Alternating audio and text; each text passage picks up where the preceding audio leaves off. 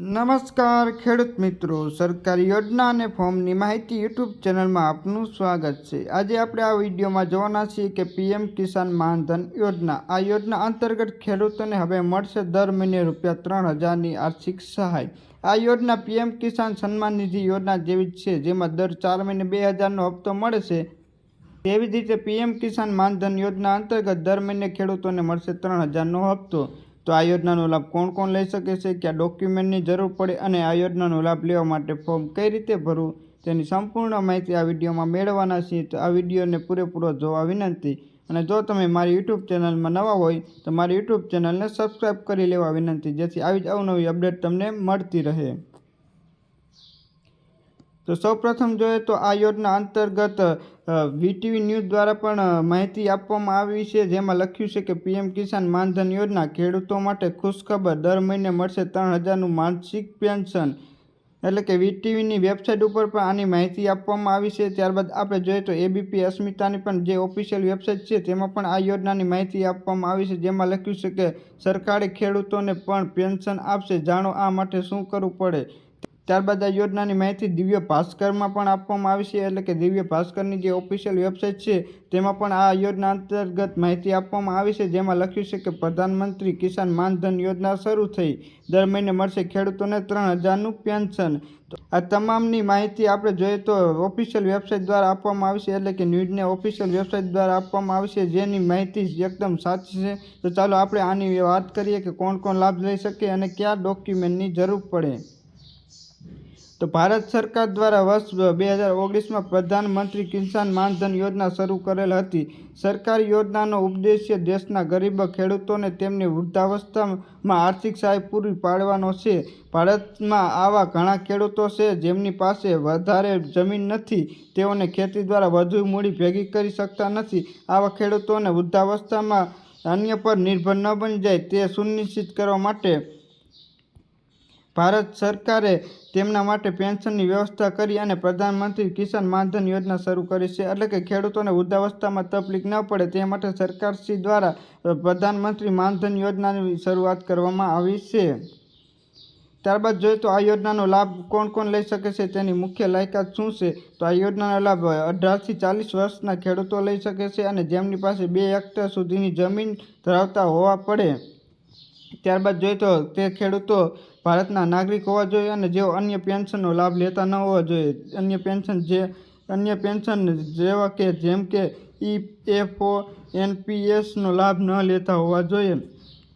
એટલે કે જો તમે ભારતના ખેડૂત હોય, 18થી 40 વર્ષની ઉંમર ધરાવતા હોય અને તમારી પાસે 2 હેક્ટર સુધીની જમીન હોય અને તમે કોઈ અન્ય પેન્શનનો લાભ લેતા ન હોય, તો તમે આ યોજના અંતર્ગત લાભ મેળવી અને દર મહિને ₹3,000ની આર્થિક સહાય મેળવી શકો છો।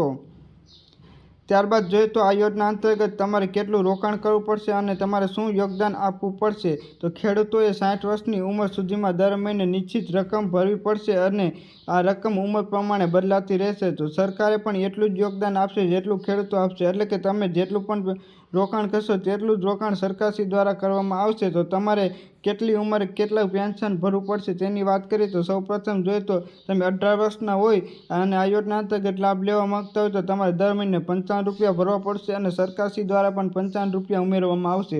તેવી રીતે જો તમે 30 વર્ષના હોય તો ₹100 ભરવા પડશે અને 40 વર્ષના હોય તો દર મહિને ₹200 ભરવા પડશે। અને આવી રીતે જો તમે 20 હોય તો 60, 32 હોય તો તે પ્રમાણે અલગ અલગ ઉંમર પ્રમાણે પૈસા ભરવા પડશે અને તમે જેટલા ભરશો તેટલા સરકારશ્રી દ્વારા પૈસા ભરવામાં આવશે।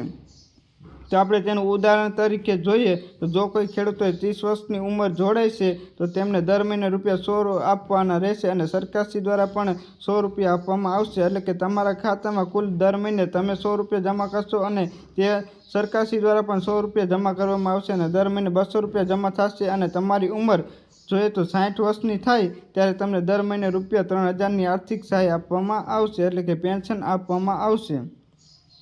તો આ યોજનાનો લાભ લેવા માટે તમારે કયા ડોક્યુમેન્ટની જરૂર પડે તેની વાત કરીએ તો સૌપ્રથમ તો તમારું આધાર કાર્ડની જરૂર પડશે, ત્યારબાદ જમીનનો દાખલો જેવો કે 7/12ના ઉતારા, ત્યારબાદ બેંકના પાસબુકની ઝેરોક્સ, મોબાઈલ નંબર અને ઉંમર સાબિત કરતો કોઈપણ દસ્તાવેજ જેમાં જન્મ તારીખ લખેલી હોય, આ તમામ ડોક્યુમેન્ટ તમારે જરૂર પડશે।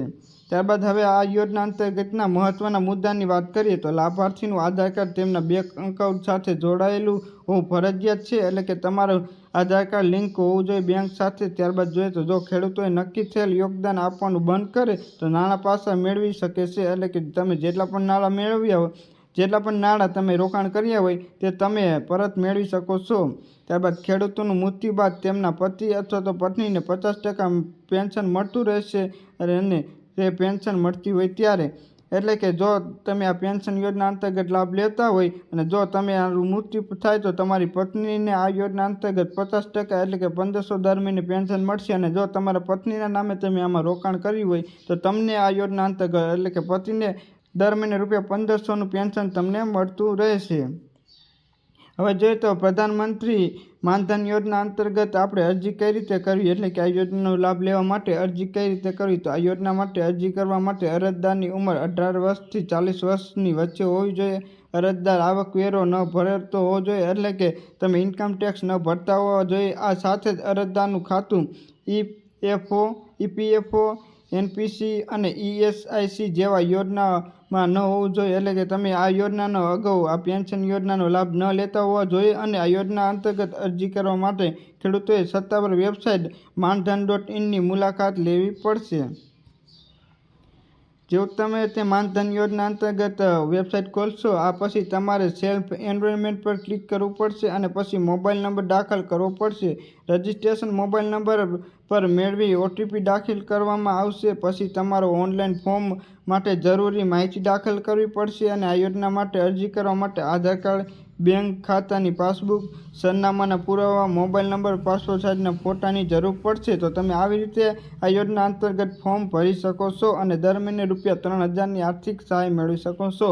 તો હું આશા રાખું છું કે તમને મારો વિડીયો ગમ્યો હશે, અને જો તમને મારો વિડીયો ગમ્યો હોય તો મારી YouTube ચેનલને સબસ્ક્રાઈબ કરી લો અને આ વિડીયોને વધુને વધુ ખેડૂત મિત્રો સુધી પહોંચાડવા વિનંતી, જેથી વધુને વધુ ખેડૂત મિત્રો આ યોજનાનો લાભ લઈ શકે. આભાર.